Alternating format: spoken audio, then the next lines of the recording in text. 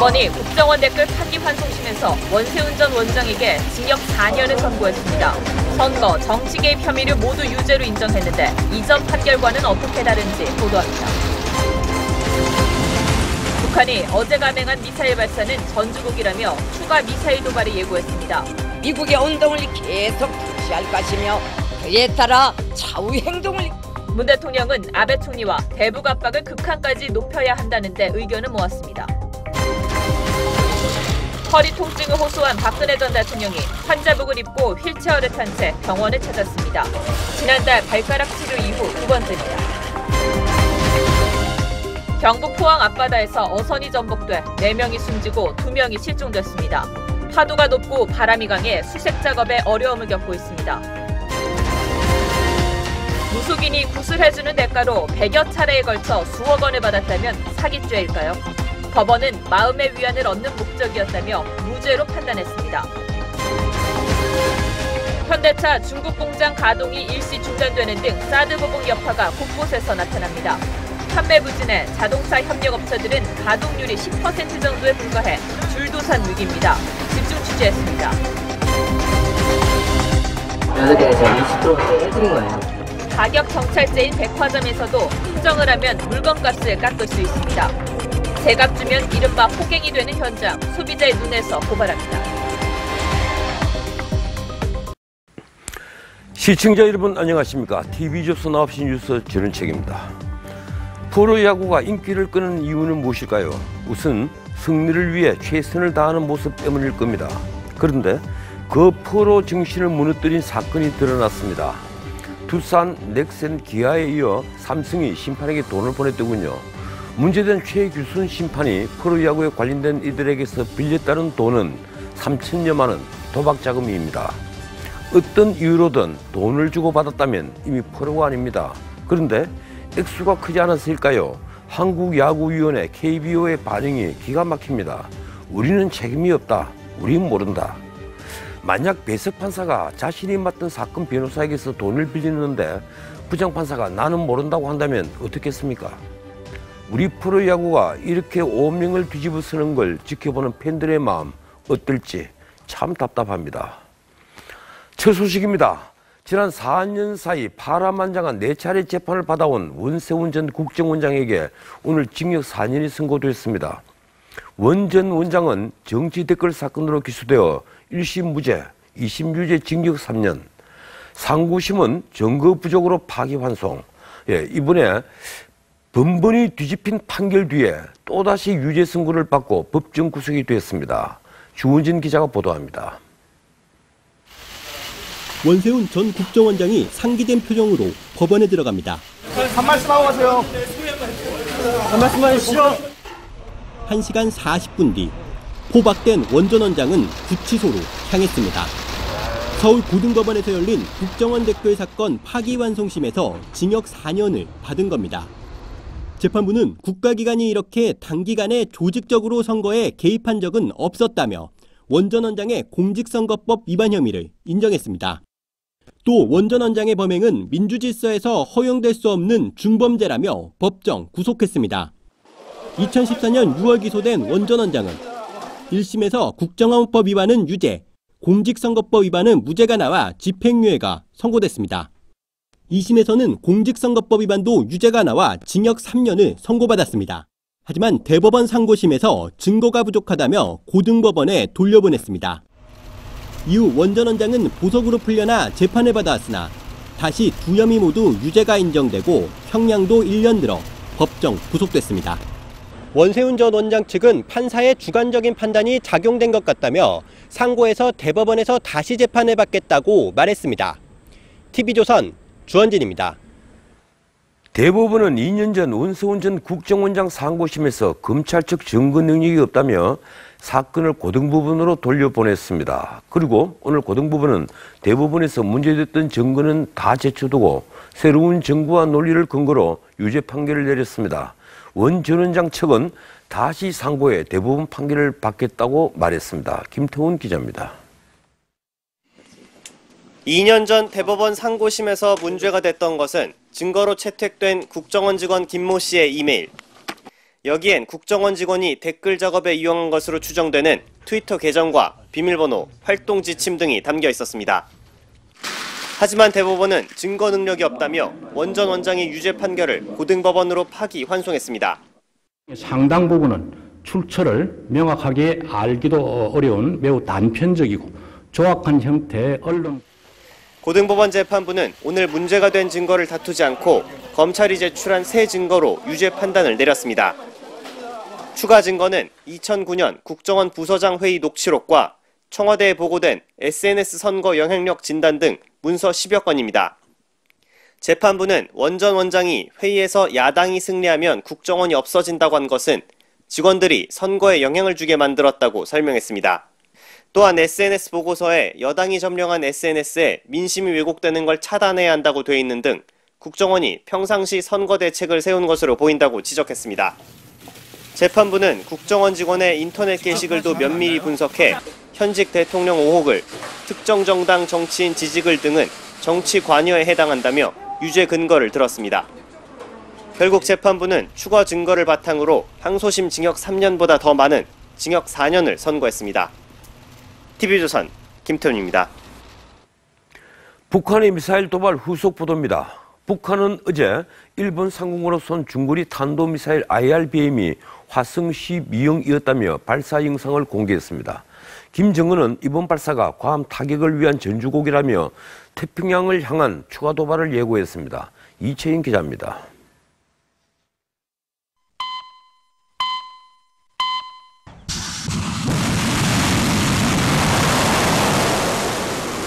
북한이 어제 쏜 중거리 탄도미사일 화성 12형의 발사 영상을 공개했습니다. 김정은은 새벽부터 순환 비행장에 직접 나와 로켓 발사를 지켜봤습니다. 김정은은 괌 타격을 위한 추가 발사도 예고했습니다. 괌도를 견제하기 위한 의미심장한 전주곡으로 된다고 하시면서 앞으로 태평양을 목표로 삼고 탄도로켓 발사 훈련을 많이 하여 한미 합동군사연습을 빌미로 향후 대미 미사일 도발에 나설 거라는 뜻을 분명히 한 겁니다. 일본 열도를 지나는 비행 궤도를 보여주며 정밀도를 과시했습니다. 태평양 해상에 설정된 목표 수역을 명중 타격했습니다. 일본에 대해선 경술국치일에 한풀이를 했다고 주장했습니다. 일본 섬나라 족속들이 기줄초풍할 대담한 작전을 펼치시고 절세 애국자 민족의 영웅이신 북한 선전 유튜브에는 미국을 경멸하겠다는 영상이 올라왔습니다. 아메리카 제국의 이국적 정말을 더욱 빠른 속도로. 이 북한 청년은 미국 워싱턴을 겨냥하는 로켓을 만드는 국방과학자가 되겠다고 했습니다. TV조선 이채연입니다. 김정은은 최근 잇따라 미사일 발사 현장을 방문해 계속 도발하겠다는 뜻을 내놓고 드러내 보이고 있습니다. 오는 9일 9일 북한 정권 수립일을 맞아 더욱 강도 높은 미사일 도발을 할 가능성이 높아졌습니다. 괌보다는 일본이나 필리핀 방향으로 대륙간 탄도미사일 또는 잠수함 탄도미사일을 쏜 뒤에 미국과 담판에 나설 속셈이라는 분석이 나옵니다. 보도에 김남승 기자입니다.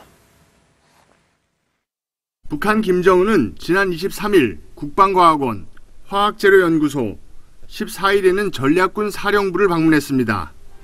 이달 초에는 북한군 최전방 초소를 찾았습니다. 어제 화성 12형 발사 현장 방문까지 외부 일정 대부분이 군사 도발과 관련돼 있습니다. 어리석고 미련한 미국 놈들의 행태를 좀 더 지켜볼 것이라고. 도발 수위를 계속 높이면서 최종 목표가 미국이라는 점을 부각시키고 있습니다. 미사일 발사 사이클도 짧아졌습니다. 지난 5월, 6월엔 일주일이나 보름 만에 도발을 했지만 7월 이후엔 사흘이나 나흘 간격으로 연속 도발하고 있습니다. 국정원은 북한이 정권 수립일인 9.9절에 추가 도발을 할 수 있다고 했습니다. 전문가들은 괌 방향이 아닌 태평양 쪽으로 ICBM이나 SLBM을 정상 각도로 쏠 가능성이 높다고 말합니다. 정남향 방향으로 필리핀 쪽을 향해서 발사하거나 또는 이번에 화성 12형과 같이 북태평양 쪽으로. 북한에서 필요한 거는 실제로 안정적으로 원하는 거리만큼 날아갈 수 있느냐, 그리고 원하는 지역에 이 미사일이 떨어질 수 있느냐. 미국의 미사일 도발 능력을 보인 뒤 담판을 통해 양보를 얻어내려는 전략이란 분석입니다. TV조선 김남성입니다. 문재인 대통령과 아베 신조 일본 총리가 북한 탄도미사일 도발 하루 만에 통화했습니다. 문 대통령은 이웃 국가에 대한 폭구였다면서 대북 압박을 극한까지 높여야 한다고 했습니다. 거듭 강조해 오던 대화보다는 압박 쪽으로 한 발 옮겨간 걸로 해석됩니다. 홍혜영 기자입니다.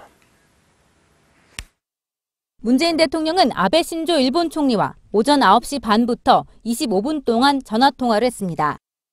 문 대통령은 일본 상공을 통과한 중장거리 탄도미사일 발사는 도발을 넘어 이웃 국가에 대한 폭거라고 북한을 비판했습니다. 대북 압력을 극한으로 끌어올리자면서 대화보다는 압박에 방점을 뒀습니다. 북한에 대한 압력을 극한까지 높여 북한이 스스로 먼저 대화의 장으로 나오게 해야 한다는 데 인식을 같이 하였습니다. 북한의 미사일 도발로 위협을 느꼈을 일본 국민의 위로의 뜻도 전했습니다. 문 대통령은 한국 정부의 무력 시위는 역대 최고 강도의 대응이었다면서 보다 구체적이고 효과적인 유엔 안보리 제재 결의안을 추진하자고도 했습니다. 두 정상은 다음 달 초 러시아 블라디보스토크에서 만나 추가 논의를 하기로 했습니다. 유엔 안전보장이사회는 중국과 러시아를 포함해 만장일치로 북한을 규탄하는 의장 성명을 채택했습니다. يدين مجلس الأمن بشدة قيام جمهورية كوريا الشعبية الديمقراطية في 28 آب أغسطس 2017. TV조선 홍혜영입니다. 북한 김정은의 첫째 아이가 아들인 것으로 국정원 국회 보고에서 드러났습니다. 어제 저희 TV조선이 보도한 대로 지난 2월 낳은 셋째 아이에 이어 2명의 아들이 확인된 겁니다.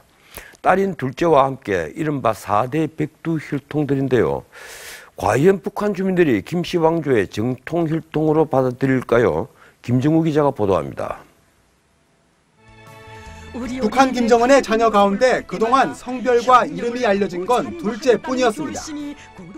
미국 농구 선수 데니스 로드먼은 2013년 방북 뒤 김주애란 이름의 딸을 안아봤다고 말했습니다.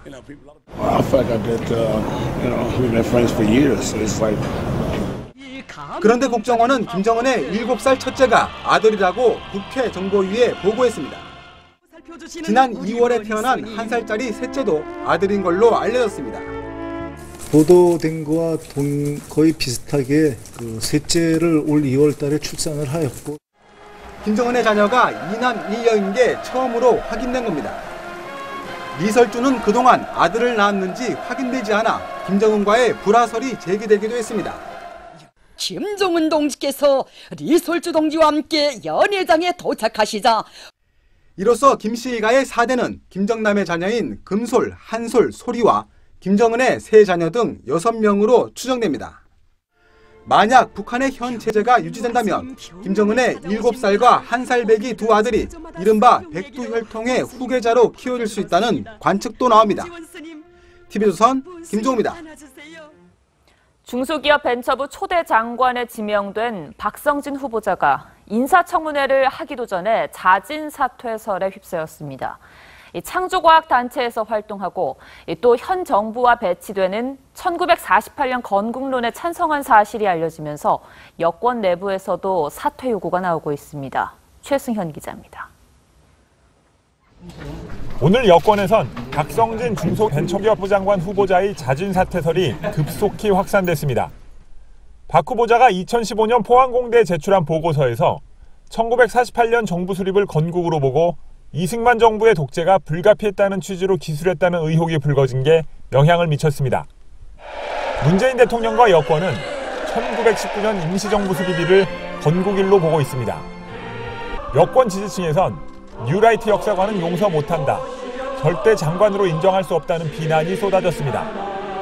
문재인 정부 출범 이후 사퇴 요구한 장관들을 모두 낙마시킨 정의당도 가세했습니다.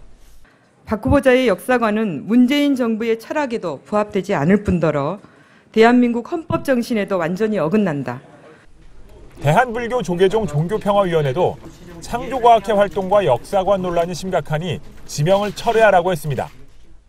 청와대는 청문회를 통한 소명기회가 있어야 한다면서도 본인이 그런 발언을 정확하게 한 것인지 그런 신념을 가졌는지 확인 중이라고 했습니다.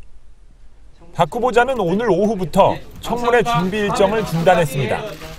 자신의 거취와 입장을 밝힐 수 있다는 관측이 나옵니다. TV조선 최승현입니다. 여권 지지층에서는 또 여성가족부 장관 해임 요구가 쏟아졌습니다. 청와대 홈페이지에 정현백 장관이 경질하라는 청원글이 올라왔는데 동의하는 댓글만 6천 건이 넘습니다. 이유는 여성 비하 논란을 일으킨 탁현민 행정관의 경질을 요구해서입니다. 어떻게 생각하십니까? 신정훈 기자입니다. 청와대 홈페이지에 올라온 정현백 여가부 장관의 경질을 청원하는 글입니다. 임명권자인 대통령 인사권에 개입하면서 자신의 권한인 것처럼 호도하고 망동했다는 이유입니다. 정 장관이 탁현민 행정관의 경질을 요구한 걸 문제 삼은 겁니다. 저희 여성가족부의 우려사항을 청와대에 전달한 바 있습니다. 청원글은 또 임종석 청와대 비서실장의 국회 운영위 답변을 거론하며 정 장관이 논란을 야기하고 있다고 했습니다. 행정관의 인사에 대한 문제였기 때문에 그것은 종합적으로 대통령의 인사권이 존중되는 것이 옳다 그렇게 생각합니다. 장관 경질을 넘어 여가부 폐지를 주장하는 글도 적지 않습니다. 청원에 동의한다는 댓글은 6천 건을 넘어 베스트 청원 목록에 올랐습니다. 정 장관은 최근 탁 행정관 사퇴 의견이 받아들여지지 않자 무력감을 토로했습니다. 전달을 했고요. 그 이후의 결과에 대해서는 제가 좀 무력합니다. 그래서 저는 분명히 이 청원글은 정 장관이 지난 28일 탁 행정관 경질을 직접 건의하겠다고 한 뒤 올라왔습니다. 여성 장관으로서 할 일을 한다고 했다가 문 대통령 지지자들에게 역풍을 맞은 모습입니다.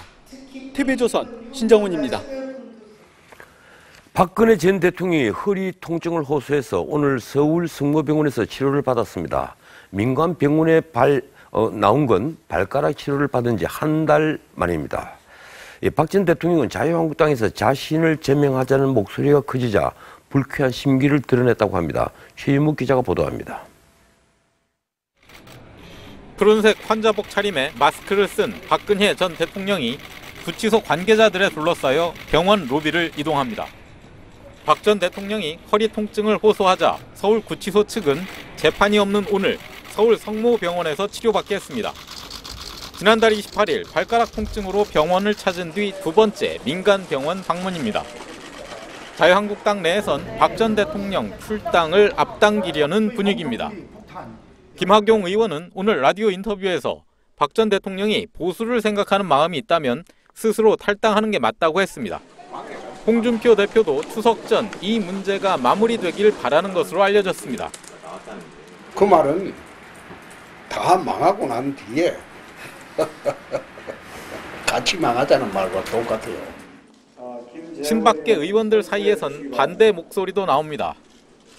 김재원 의원은 경북도당 위원장 취임식에서 박근혜 대통령은 우리 당이 배출한 지도자란 사실을 부끄러워하지 말자고 했습니다. 한국당 내 출당 논의에 대해 박 전 대통령은 불쾌감을 드러낸 것으로 전해졌습니다. TV조선 최현묵입니다. 이유정 헌법재판관 후보자가 절묘한 시기에 주식을 사고 팔아서 10억 원 넘는 차익을 올린 것을 두고 논란이 뜨겁습니다. 사실 주식 투자로 이처럼 성공을 거두기는 매우 어렵습니다. 야당은 내부 정보를 이용한 것 아니냐며 의혹을 제기했고 이 후보자는 주변 권유를 받아 투자한 거라고 했습니다. 정수양 기자가 취재했습니다. 이유정 헌법재판관 후보자는 지난 2013년 내추럴 엔도텍 비상장 주식 1만 주를 약 2억 2천만 원에 구입했습니다. 내추럴 엔도텍 주가는 지난 2015년 4월 가짜 백수호 파동을 겪으면서 한 달 만에 10분의 1 가까이 떨어졌습니다. 하지만 이 후보자는 내추럴 엔도텍의 주가가 폭락하기 전에 꾸준히 주식을 팔았습니다. 이 후보자가 2015년 5월까지 얻은 투자 차익은 약 5억 6천만 원입니다. 이 후보자는 미래 컴퍼니 주식을 통해서도 5억 원이 넘는 차익을 얻었습니다. 작년 3월부터 1년 동안 이 회사의 주식 8,700주를 구입해 지난 4월 3,000주를 주당 6만 2천 원에 팔고 이후 주가가 떨어지자 1억 5천만 원을 투자해 약 3,400주를 추가 구입했습니다. 야당 일각에선 내부 정보를 이용한 주식 거래 의혹을 제기합니다. 아마 신의 한술에도 1년 동안에 10억 원의 시세 차익을 얻기는 쉽지 않다고 봅니다. 내부자 정보를 이용하지 않았을까 하는 오해까지 받을 수 있는 그런 상황들. 야당은 한국거래소에 이 후보자의 주식 매매 경위를 조사해 줄 것을 촉구했습니다. 이 후보자는 같이 일하던 변호사가 곧 상장될 것 같다고 해서 주식을 구입했다며 의혹을 부인했습니다. TV조선 정수양입니다. 국민의당 김광수 의원, 8월 5일 새벽에 여성 혼자 사는 원룸에서 벌어졌던 폭행 사건으로 그동안 경찰 조사를 받아왔습니다. 오늘 4주 만에 무혐의 처분을 받았는데요. 하지만 도덕성과 정치적 책임 논란은 벗지 못했습니다. 박근우 기자입니다. 국민의당 김광수 의원이 굳은 표정으로 경찰서에 들어옵니다.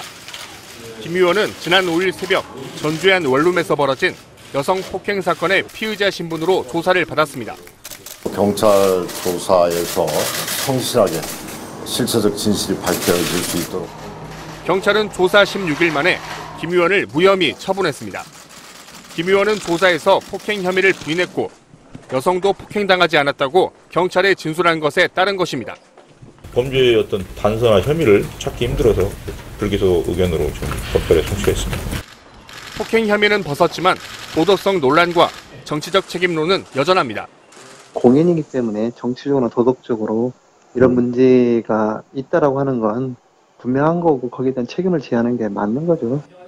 김광수 의원은 지난 14일 국민의당 전북도당 위원장직을 사퇴했습니다. 전북도당은 지난 27일 지방선거를 앞두고 지도부를 뽑는 전당대회를 사무처장 체제로 치러야 했습니다. TV조선 박건우입니다. 오늘 새벽 포항 앞바다에서 9명이 탄 홍게잡이 어선이 전복됐습니다. 선원 4명이 숨지고 2명이 실종됐습니다. 이심철 기자입니다. 뒤집힌 어선에 해경 구조대가 다가갑니다. 갑자기 큰 거품이 일며 어선이 가라앉습니다. 해경 잠수 요원들이 뒤집힌 어선에서 수색 작업을 벌입니다. 오늘 새벽 4시 반쯤 포항 구룡포 앞바다에서 선원 9명이 탄 27톤급 홍게잡이 어선이 침몰했습니다. 사고 당시 높이 3m에 이르는 파도가 치고 있었습니다. 파도 전복된 것으로 추정됩니다. 구조 요청을 못한 겁니다. 그 사람들이. 전복이 돼버리니까. 예. 이 사고로 50살 윤모 씨 등 선원 4명이 숨지고 55살 손모 씨와 46살 반모 씨가 실종됐습니다. 선장 59살 김모 씨 등 3명은 구조됐습니다. 사고 어선은 구룡포항을 출발해 조업수역으로 가다 사고를 당했습니다. 선원 대부분이 갑판 아래 선실에서 쉬다가 탈출하지 못한 것으로 추정됩니다. 이번에 나가는 배는 선실이 전부 다 그 밑으로 있어서 전체 선실에 다 같이 있을 걸로 저희들 보고 있습니다. 해경과 해군은 실종자를 찾기 위해 경비정과 함정 13척을 투입해 야간 수색을 하고 있습니다. TV조선 이심철입니다. 성당에서 운영하는 한 유치원의 수녀 원장이 3살 아이를 폭행한 혐의로 경찰 수사를 받고 있습니다. 아이가 밥을 잘 먹지 않아서 때렸다고 합니다. 이호진 기자입니다. 수녀복을 입은 중년 여성이 아이를 안고 가더니 바닥에 던집니다. 아이의 얼굴을 만지는가 싶더니 뺨을 때립니다. 아이가 휘청거립니다. 그리고 아이의 한쪽 팔을 잡고 질질 끈 채 방으로 집어넣습니다. 지난 28일 이 유치원의 원장 44살 A수녀가 3살배기 B군을 때리는 장면입니다. 아이 얼굴에서 상처를 발견한 학부모는 즉각 경찰에 신고했습니다. 그래서 제가 부모 입장에서 수녀복 입고 해서 또 충격받았으니까 내가 그걸 마스크 오라고 내가 보낸 것 같아가지고 너무 마음이 괴로워요, 솔직하게. A수녀는 아이가 급식을 잘 먹지 않아서 그랬다고 아동의 부모에게 말한 것으로 전해졌습니다. 경찰은 A수녀의 폭행이 상습적이었을 가능성도 조사하고 있습니다. 피해 아동 말고 다른 아동 부모님들 신고가 접수된 건 없어요. 다만 저희가 그 CCTV를 2개월치를 국가수에 분석을 의뢰를 했어요. 경찰은 피해 아동에 대한 조사가 끝나는 대로 아동복지법 위반 혐의로 A수녀를 불러 조사할 계획입니다. TV조선 이호진입니다. 낙태한 쌍둥이의 혼을 달래줘야 한다며 구술해주는 대가로 수억 원을 받은 무속인에게 법원이 무죄를 선고했습니다. 하지만 이와 비슷한 사례인데도 사기죄로 처벌한 적이 있습니다. 엇갈리는 법원의 판단, 기준이 뭔지 윤재민 기자가 보도합니다. 2011년 55살 이모 씨는 남편 사업 문제로 무속인 강모 씨를 찾아갔습니다. 강 씨는 이 씨가 30년 전 낙태한 사실을 알고 씻김구슬에 쌍둥이 혼을 달래줘야 한다고 제안했습니다. 죽은 쌍둥이에 빙의했다며 엄마 사랑해, 고기 많이 먹었어요 등 문자 메시지까지 보내 이 씨를 꼬드겼습니다. 결국 이 씨 측은 5억 6천여만 원을 주고 133차례 구슬했는데 별 효과가 없었다며 강 씨를 사기죄로 고소했습니다. 하지만 법원은 죄가 없다고 판결했습니다. 구세 목적이 마음의 위안과 평정이고 강 씨가 적극적으로 속인 것도 아니라는 겁니다. 하지만 2015년엔 구슬해야 사업이 잘 된다며 18억 원을 받고 구슬해준 무속인에게 징역 2년이 선고됐습니다. 판결이 이렇게 다른 건 사기의 고의성이 있었는지, 피해자가 얼마나 적극적으로 구슬 부탁했는지 등이 감안된 때문입니다. 상대방인 무당이 나를 속인다는 것을 알았다라고 한다면 절대 나는 이런 식으로 굿을 계속하지 않았을 것이다 라고 하는 것이 명백히 드러난다라고 한다면 또 사기가 된다라고 하는 판례가 있거든요. 굿하는 데 든 돈의 양은 유무죄 판단에 큰 영향을 주진 않다는 게 법조계의 분석입니다. TV조선 윤재민입니다. 검찰이 프로야구 구단으로부터 돈을 받은 최규순 전 KBO 심판에 대해 구속영장을 청구했습니다. 돈을 준 구단은 모두 4곳이었습니다. 장민성 기자입니다. 최규순 전 심판에게 돈을 건넨 프로야구 구단은 삼성과 넥센, 두산, 기아 등 4곳입니다.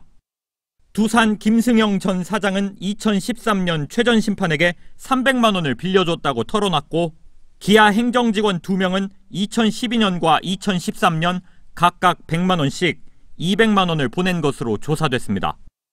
삼성 팀장급 직원도 2013년 400만 원을 전달했고, 비슷한 시기 넥센도 직원 1명이 300만 원을 건넨 것으로 전해집니다. 최 전 심판은 이들에게 사고 합의금 등으로 급전이 필요하다며 돈을 빌린 것으로 알려졌습니다. 고교 동창 등 아는 사람에게도 여러 차례 돈을 빌리고 갚지 않는 등 피해액은 모두 3천여만 원. 최 전 심판에게는 상습 사기 혐의가 적용됐습니다. 검찰은 최 전 심판이 빌린 돈 대부분을 도박에 탕진한 것으로 보고 상습 도박 혐의도 적용했습니다. 검찰 관계자는 최 전 심판과 구단 사이 금전 거래를 통한 승부 조작이나 심판 매수 정황이 포착되진 않았다고 말했습니다. TV조선 장민성입니다. 이르면 내년부터 외국어고와 자사고, 국제고의 입시가 일반 고등학교와 같은 시기에 실시됩니다. 사실상 외고, 자사고 폐지 수순에 들어가는 모양새입니다. 학생과 학부모들은 혼란스럽다는 반응입니다. 윤우리 기자입니다. 외국어고, 자사고, 국제고는 일반고보다 한 달 앞선 11월에 학생을 선발해왔습니다. 교육부는 대통령 업무보고에서 앞으로 이들 학교와 일반고의 학생 선발을 동시에 하겠다고 밝혔습니다. 반드시 해결해야 할 교육 문제는 과도한 입시 경쟁, 사교육, 심화되는 교육 격차라고. 성적 좋은 학생의 특목고 쏠림 현상을 막아 공교육 정상화를 하겠다는 취지입니다. 현재 중학교 2학년 학생부터 대상이 되는데 특목고를 준비해온 학생과 학부모는 난감해합니다. 자칫 고교 입시부터 재수하는 상황이 벌어질 수 있기 때문입니다. 더 좋은 거 배우고 싶어서 공부 더 열심히 해서 자사고 같은 데 가려고 했었던 건데 이제 한번 떨어지면은 더 안 좋은 곳을 갈 수도 있으니까. 외고나 자사고를 아예 쓰지 못하게 하는 수순이 아닌가라는 생각이 조금 들어서 혼란스럽죠. 입시만 동시에 치른다고 공교육이 정상화되겠냐는 우려도 나옵니다. 외고와 자사고를 폐지하는 것이나 다름없습니다. 일반고의 특성화를 살릴 대안도 없이 외고, 자사고를 폐지하는 것은 바람직하지 않습니다. 교육부는 외고, 자사고 불합격 학생을 위한 대책을 차후에 마련할 계획입니다. TV조선 윤우리입니다.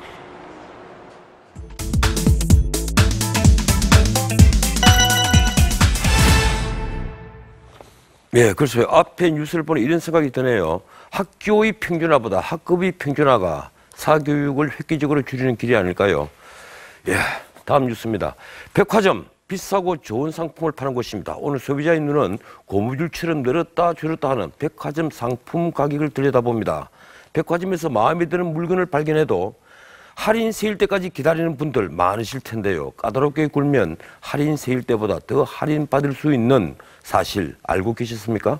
제값 주면 어수룩한 호구 손님, 호갱이 되고 마는 못 믿을 가격 정찰제 안정용 PD가 취재했습니다. 서울의 한 유명 백화점 구두 매장.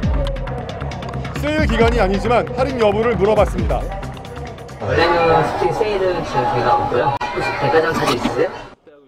백화점 카드가 없다고 하자 어저께 제가 20% 세일 해드린 거예요. 잠시 후 다른 취재진이 같은 매장을 찾았습니다. 월요일에는 제가 손에 많이 없어서 제가 30% 해드릴게요. 비도 고객님도 많이 없으셔가지고 이번엔 다른 백화점을 찾아 같은 제품을 흥정해봤습니다. 23만 6천 원 받아? 30% 한 상태에서 5% 나서 제거 9% 써줘야지.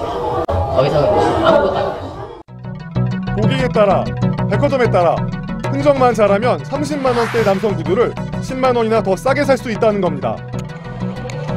다른 제품들도 사정은 비슷했습니다. 두 번 하면 같은 거 디스카운트. 매니저의 사량이기 때문에 어차피 40%는 무조건 다 오픈한 거 말씀드렸고. 신세계, 롯데, 현대백화점 등 여러 매장을 돌아다닌 결과 흥정을 통해 할인받을 수 있는 품목은 구두, 의류, 침구류 등 다양했습니다. 할인 폭도 점원 재량에 따라 최소 10%에서 최대 45%까지였습니다. 백화점 측은 입점 업체들이 판촉을 위해 가격을 내리는 걸 일일이 통제하긴 어렵다는 입장입니다. 이게 저희 쪽에서 노력을 한다고 해도 잘 지켜지지 않는 부분이기 때문에 저희가 이제 다 나와서 인터뷰를 한다는 것 자체가 조금. 입점 업체로부터 수수료를 받고도 백화점 측은 수수 방관할 뿐입니다. 다른 소비자는 또 나보다 더 싸게 구입한다 그러면 이거는 어떻게 보면 차별인 거잖아요. 세일이라든지 할인에 대한 부분도 정책을 가지고 움직여줘야 되는데. 백화점의 고무줄 가격에 제값 주는 소비자만 봄이 되고 있습니다. 소비자인은 안정용입니다. 예, 방금 뉴스 보니까 이 말이 생각나네요. 농부는 정직해야 먹고 살지만 상인은 정직하면 망한다는 것 말입니다. 예, 이 중고차 잘 사는 것 하늘이 운에 달려있다고 합니다. 중고차 살 때 성능 점검 기록부에 적힌 차량 상태를 믿고 거래하시는 분들 많을 겁니다. 무사고 차량으로 알고 샀다가 물에 잠겼던 침수차에 부서진 파손 차량으로 뒤늦게 드러나는 소비자 피해가 줄을 잇고 있습니다. 김자민 기자가 취재했습니다. 지난 2월 직장인 박모 씨가 3,800여만 원을 주고 구입한 아우디 중고차입니다. 비싼 수입차를 상대적으로 저렴하게 구입했다는 기쁨은 잠시, 운전은 곧 악몽이 됐습니다. 후진이 안 되는 거예요. 후진이 안 되니까 전진만 할 수 없는 상황인데도. 성능 기록부상 전부 양호 판정을 받았지만 차량 전문가 확인 결과 앞부분이 폐차 수준으로 부서진 차였습니다. 또 다른 소비자 역시 중고차 업체를 믿었다가 낭패를 봤습니다. 겉으로 보면 깨끗해 보이지만 차량 틈새를 손으로 닦아봤더니 흙이 그대로 묻어나옵니다. 겉만 멀쩡한 침수차인데도 정상차로 판매된 겁니다. 아래가 진짜 이게 부품을 갈 수도 없을 정도로 이렇게 부식이 되어 있는 거예요. 중고차를 산 뒤 성능이나 상태 불량으로 피해 구제를 신청한 건수는 해마다 300건이 넘지만 매매업체의 피해 구제 합의는 절반에도 못 미칩니다. 최근엔 수입차 피해 비중이 크게 늘었습니다. 보험개발원에 이제 카 히스토리에 들어가면 그 사고 이력을 직접 조회하실 수가 있거든요. 소비자원은 중고차를 살 때 성능 기록부만 믿지 말고 직접 시운전을 통해 차 내외부를 꼼꼼히 살펴봐야 한다고 당부했습니다. TV조선 김자민입니다.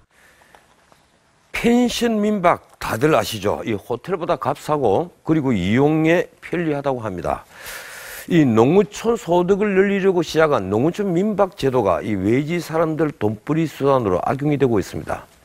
부동산 업자들이 숙박시설 금지 구역에 대거 몰려가서 불법 건물을 짓고 물놀이 시설까지 만들었습니다.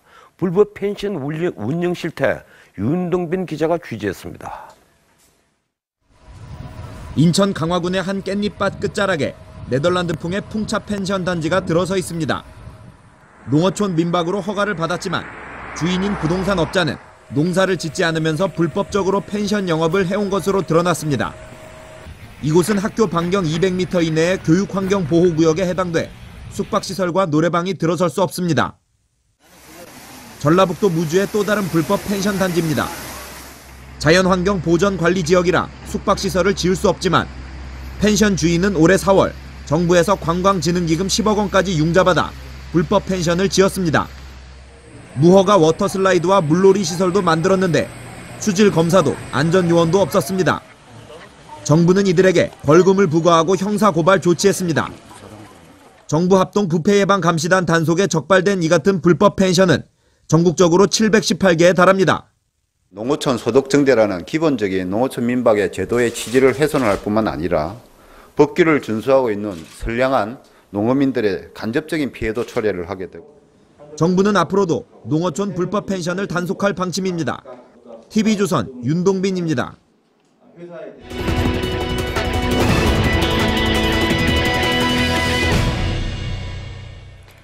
중국 현지 협력사가 부품 공급을 중단해 멈춰섰던 현대차 중국 공장 4곳이 오늘 가동을 다시 시작했습니다. 일단 급한 불은 껐지만 언제든지 구실을 만들어서 공장을 멈출 수 있어 노심초사하고 있습니다. 먼저 김지아 기자입니다. 북경 현대자동차 베이징 123 공장과 창저우 4공장이 오늘 오전부터 다시 돌아가기 시작했습니다. 현지 프랑스계 협력업체 베이징잉 루이제가 부품 공급을 재개했기 때문입니다. 이번 가동 중단으로 현대차가 입은 손실은 60여억 원. 큰 피해는 아니지만 현대차가 긴장한 이유는 따로 있습니다. 고작 189억 원의 대금을 이유로 올 상반기 매출만 4조 원이 넘는 회사를 멈춰 세운 것도 이해할 수 없지만 다른 협력업체들까지 비슷한 이유를 들어 부품 공급을 거부할 경우 속수무책이기 때문입니다. 게다가 중국 현지 업체와 절반씩 지분을 나눠 투자한 합작회사여서 현대차 혼자 대금 지급을 결정할 수도 없습니다. 현대차의 올 상반기 중국 판매량은 30만 대로 지난해 같은 기간보다 42% 뚝 떨어졌습니다. 국수주의적인 정책이 있고 세 번째로는 중국 소득에 걸맞는 구매력에 걸맞는 맞춤형 공략이 좀 문제가 있는 것이 아닌가. 세계 최대 자동차 시장인 중국에서 경쟁력이 흔들리고 있는 현대자동차. 급한 불을 끄긴 했지만 판매 부진에 사드 불똥까지 이중고를 맞은 현대차의 시름이 깊어지고 있습니다. TV조선 김지아입니다. 자동차 한 대에 들어가는 부품이 2만 개에 달하다 보니 현대차가 콜록 기침하면 협력업체는 독감에 걸립니다. 현대차를 따라 중국으로 건너간 협력업체가 140여 개인데 사실상 개점 휴업 상태라고 합니다. 박상현 기자입니다. 중국 싱따오에서 현대차에 전기 배선을 납품하는 A사는 올 들어 일한 날보다 공장을 멈춘 날이 더 많았다고 합니다. 한 5개월 정도 놀았죠. 정상적일 때 대비 한 25% 정도밖에 못 올렸어요. 인원도 줄여야 되고 급여도 적게 나가고 이러다 보니까 다 어렵죠. 현대차에 제동장치를 공급하는 B사는 납품이 끊기면서 재고만 쌓이고 있습니다. 현대기아 쪽 거래를 하기 위해서 나간 업체들인데 현대기아 판매가 그렇게 50% 이렇게 떨어지니까 부품업체 그거 따라서 똑같이 떨어지는 거죠. 중국 현지 업체 납품 계약을 따낸 업체는 그나마 사정이 낫지만 대부분 거래 중단 통보를 받지 않을까 초조합니다. 현대 기아가 한 30% 정도 되죠. 중국에서. 예, 한 20% 정도 물량이 좀 줄었고요. 좀 주시하는 수밖에 없어요, 지금. 현대차와 함께 중국에 진출한 우리 협력업체는 모두 145곳. 현대차의 고전에 이들 업체들의 공장 가동률은 절반 이하로 떨어졌습니다. 공들여 개척한 중국 시장을 잃게 되진 않을까 전전긍긍하고 있습니다. TV조선 박상현입니다. 자동차뿐 아니라 사드 보복 피해는 우리 경제 전반에 퍼져 있습니다. 그동안 중국 시장을 공략해 급성장한 유통과 항공업계는 이제 눈덩이처럼 불어나는 적자의 비상입니다. 김하린 기자가 취재했습니다. 전광판이 중국 베이징발 항공기 도착을 알리고 있지만 입국장은 썰렁합니다. 탑승객은 고작 31명. 대부분 중국 여행을 다녀온 내국인입니다. 청주공항은 전체 국제 노선의 95%를 중국이 차지하고 있는데요. 지금은 중국인 단체 관광객은 물론이고 개인 관광객도 찾아보기 힘듭니다. 지난 5개월 동안 청주와 제주, 양양공항을 이용한 국제 노선 승객 수는 지난해보다 최대 90%까지 줄었습니다. 거의가 없는 게 아니라 그냥 없어요. 절반이 줄었죠. 주고객이 중국인 전체. 실제 롯데면세점의 지난 2분기 영업 손실은 300억 원에 달했고 한화갤러리아는 제주공항 면세점 조기 폐쇄를 결정하는 등 면세점 업계 피해도 막심합니다. 한류 화장품을 주도해온 아모레퍼시픽도 지난 2분기 반토막에도 못 미치는 영업 성적표를 받아들었고 롯데마트는 중국 내 99개 매장 중 87곳이 문을 닫아 누적 적자만 5천억 원입니다. 정부도 면세점 임대료나 공항 사용료 인하 외엔 뾰족한 수를 찾지 못하고 있습니다. 업계 피해 최소화를 위해서 이번 추가 대책은 즉시 시행을 하고 정부도 업계도 중국의 태도 변화만 기다리는 처지입니다. TV조선 김하림입니다. 정계 소식입니다. 야당 요즘 참 분주합니다. 새 정부 지지도가 그동안 고공행진을 하면서 야당의 존재가 잘 보이지 않았습니다. 그래서 이제 지금 야당이 존재감을 찾기 위해서 바쁘게 움직이기 시작했습니다. 야당 공조 준비도 그중 하나입니다. 자유한국당 정진석 의원과 바른정당 김무성 의원이 주선한 토론회 두 당 의원이 30명 넘게 모였습니다. 모처럼 제대로 모인 거죠. 이 국민의당 의원들도 격려 전화를 했습니다. 야권에서 쏘아올린 정계 개편 신호탄으로 시선을 끌고 있습니다. 이유경 기자가 취재했습니다. 바른정당 김무성, 자유한국당 정진석 의원 등이 만든 초당적 정책 모임 열린토론 미래의 첫 토론회입니다. 김성태, 김학용 의원 등 바른정당에서 돌아온 자유한국당 복당파 의원을 포함해 바른정당 의원들과 무소속 이정현 의원 등 30여 명의 의원이 참석했습니다. 이들은 문재인 정부 정책에 대한 비판을 매개로 모였습니다. 문재인 정부는 지금 심대한 오판, 자기 편의적인 해석을 하고 있습니다. 정파와 정당을 초월하고 각계각층 분들이 참여해서 표면적으로는 정책 연대의 형태를 띠고 있지만 당대당 통합도 염두에 두고 있습니다. 당 통합 베이스로 가는 거 아니냐 이런. 그러한 고민도 지금 많이 하고 있습니다.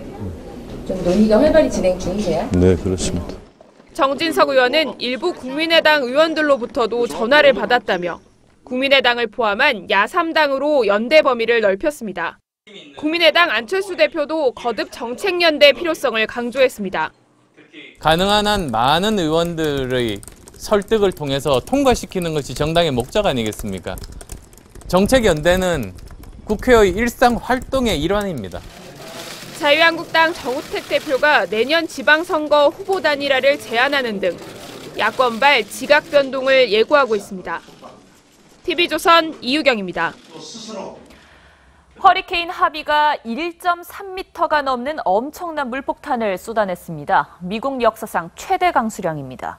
자, 이런 와중에 멜라니아 여사가 굽이 높은 구두를 신고 수해 현장을 찾아가 논란입니다. 송지욱 기자입니다. 물바다로 변한 휴스턴시. 작은 배에 몸을 의지하거나 허리 넘게 차오른 물을 직접 헤치고 대피 행렬에 나선 주민들이 보입니다. It's up to here to me. So I had to wear my life jacket, but once you get in there, it's just a lot of debris everywhere, but it's a lot of water and a lot of people need help back. 미 남부를 강타한 허리케인 하비로 인해 지난 주말부터 텍사스주 일대에 내린 폭우의 양은 1,300mm를 훌쩍 넘어섰습니다. 미 역사상 단일 허리케인 강수량 가운데 최고치입니다. 휴스턴 남쪽의 컬럼비아 호수 제방이 무너져 긴급 대피 명령이 떨어졌고 야간 통행 금지도 발령됐습니다.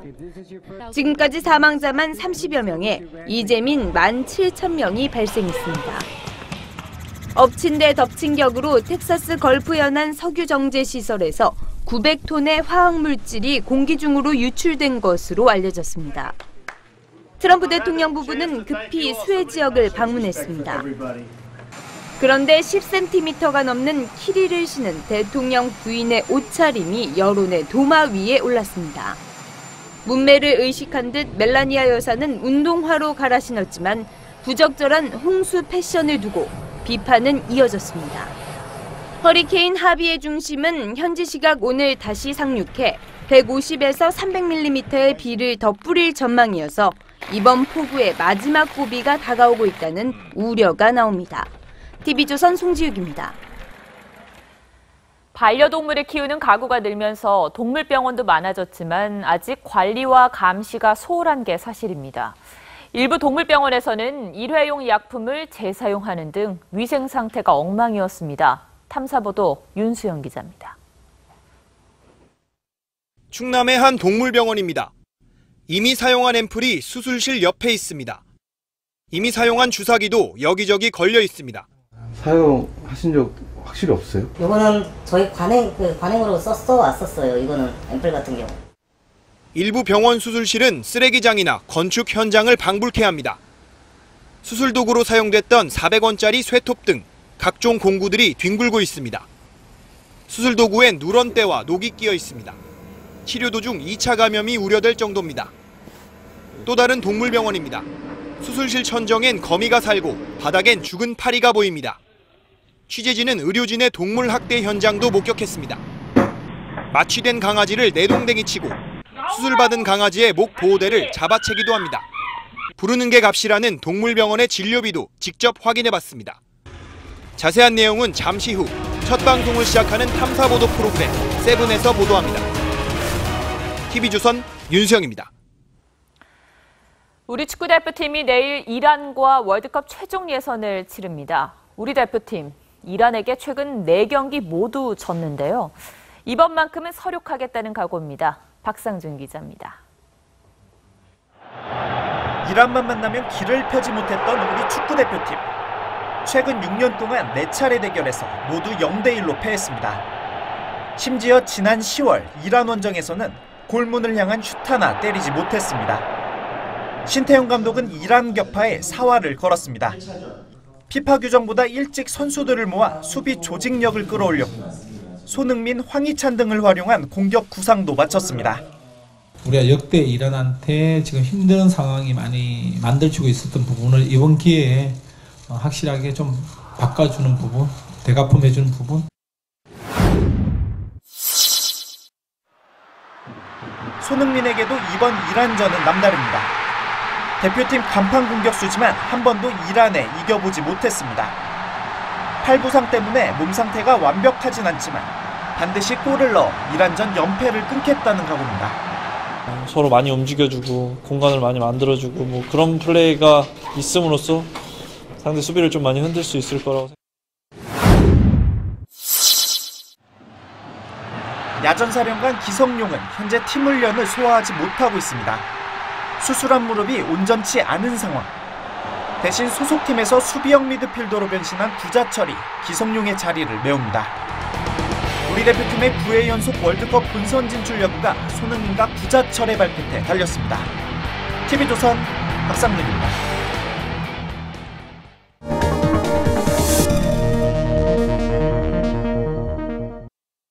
원세훈 전 국정원장이 징역 4년을 선고받고 법정 구속됐습니다. 선거법과 국정원법 위반이라고 합니다. 지난 4년간 신검마다 판단을 달리한 선거 개입이 인정된 것이죠. 그 결과 지난번 징역 3년보다 파기환송심에서 더 높은 형이 선고된 겁니다. 그는 이미 개인 비리로 1년 2개월을 복역했습니다. 권력의 자리에서 물러나 4년 반이 지났는데 참 기구한 운명입니다. 권력은 양날의 검이라는 말이 생각났습니다. 언제 자신을 뵐지도 모르는 그 말입니다. 그러고 보니 이 나라 최고 정보 책임자들은 그리 평온한 노후를 보내지 못했습니다. 박정희 시대 이후락, 김영욱, 김재규 씨는 말할 것도 없습니다. 전두환 정권 때 장세동, 김영삼 정권 때 권영애, 김대중 정권 때 임동원, 신근 원장 등이 전부 구속됐습니다. 노무현 정권 때 김만복 원장도 검찰 조사를 받았죠. 그 대부분은 어떻든 권력을 남용했다, 오용했다는 혐의입니다. 왜 권력을 가진 이들이 이처럼 결국엔 자신이 칼에 베이는 걸까요? 정치권 반응도 입장에 따라 확연히 달랐습니다. 여당 대변인은 사필 규정이라 했는데 자유한국당 정우택 원내대표는 신적폐는 아니지만 보복성 적폐라고 비난했습니다. 보복성이라면 새 권력이 휘두르는 칼에 당했다는 얘기입니다. 그러나 제 생각은 좀 다릅니다. 권력의 칼이 양날의 칼인 이상 누군들 목이 온전하겠습니까?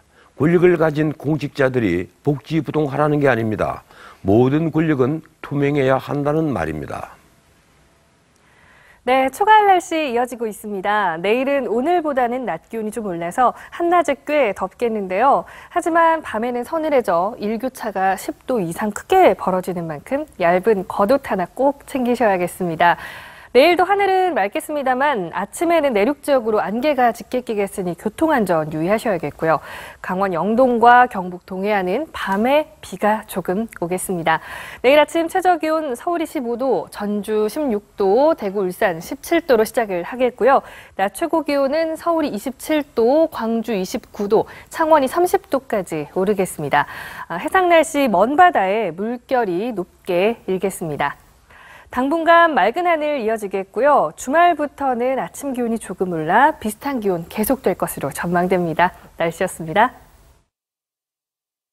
새 정부가 성공하기 위해서는 모든 국민이 일관된 공동의 의지를 가진 것이 아니란 걸 알아야 합니다.